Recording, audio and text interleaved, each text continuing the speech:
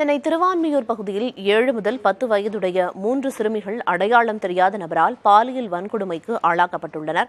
இது தொடர்பான கூடுதல் விவரங்களை அளிப்பதற்காக நீலாங்கரை அனைத்து மகளிர் காவல் நிலையத்திலிருந்து நேரலையில் இணைந்துள்ளார் செய்தியாளர் அன்பரசன். குறிப்பா இந்த குற்றத்தில் ஈடுபட்ட குற்றவாளிகளை பிடிக்க என்ன நடவடிக்கை எடுக்கப்பட்டிருக்கு? ஏன்னா இந்த சம்பவத்தில் ஈடுபட்டவங்க அடையாளம் தெரியாத நபர் அப்படின்னு சொல்லப்படுறதுனால எந்த கோணத்திலிருந்து காவல்துறையினர் விசாரணையை தொடங்க திட்டமிட்டிருக்காங்க? விவரம்.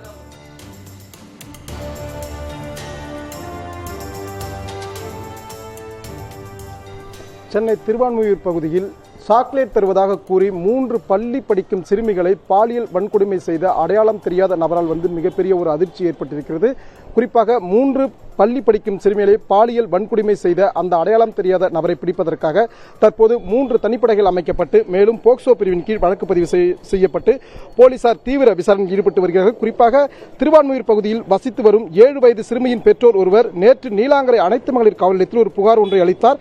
அந்த புகாரில் தனது 7 வயது மகள் தினமும் வீட்டை விட்டு வெளியே அவரது சக நண்பர்களுடன் விளையாட செல்வார் எனவும், விளையாட சென்றவர் நேற்று முன்தினம் அழுது கொண்டே வீட்டிற்கு திரும்பியதாகவும், இதுகுறித்து சிறுமியிடம் விசாரித்த போது 4ஆம் வகுப்பு படிக்கும் சிறுவன் சிலர் அடுக்குமாடி குடியிருப்பின் மொட்டை மாடியில் சாக்லேட் தருவதாக கூறி அழைத்து சென்றதாகவும், அங்கு அடையாளம் தெரியாத 30 வயது மதிக்கத்தக்க ஒருவர் சாக்லேட்டுகளை கொடுத்து தனது மகளை பாலியல் வன்கொடுமை செய்ததாகவும், இதனால் சிறுமி அழுது கொண்டே தன்னிடம் தெரிவித்ததாகவும் புகாரில் தெரிவித்திருந்தார்.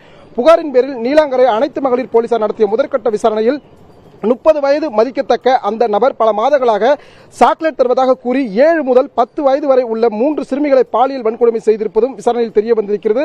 மேலும் பாலியல் வன்கொடுமைக்கு உள்ளாக்கப்பட்ட அந்த 3 சிறுமிகளிடமும் போலீசார் வீடியோ பதிவு வாக்குமூலம் பெற்று இதை உறுதி செய்திருக்கிறார்கள்.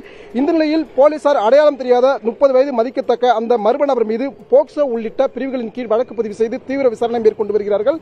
மேலும் தலைமறைவாக உள்ள அந்த நபரை பிடிப்பதற்காக 3 தனிப்படைகள் அமைக்கப்பட்டு தற்போது தீவிர விசாரணையில் ஈடுபட்டு வருகிறது. குறிப்பாக அந்த அடையாளம் தெரியாத மர்ம நபர் எப்போதெல்லாம் இந்த பகுதிக்கு வந்திருக்கிறார், அந்த சிறுவன் யாரிடம் பேசியிருக்கிறார் என்பது குறித்து விசாரணை செய்வதற்காகவும் அப்பகுதியில் ஆள் நடமாட்டம் குறித்து சிசிடிவி காட்சிகளை கைப்பற்றியும் போலீசார் தற்போது விசாரணையில் ஈடுபட்டு வருகிறார்கள். குறிப்பாக இந்த 3 பள்ளி படிக்கும் சிறுமிகள் பாலியல் வன்கொடுமை, அதாவது அடையாளம் தெரியாத மர்ம நபரால் பாலியல் வன்கொடுமைக்கு உள்ளாக்கப்பட்டிருக்கும் சம்பவமானது சென்னையில் மிகப்பெரிய ஒரு அதிர்ச்சியை ஏற்படுத்தியிருக்கிறது. நிச்சயமா குற்றவாளியை கைது செய்ய 3 தனிப்படைகள் அமைக்கப்பட்டு விசாரணை தீவிரப்படுத்தப்பட்டிருக்கு. தற்போதைய விவரங்களை வழங்கியதற்கு நன்றி.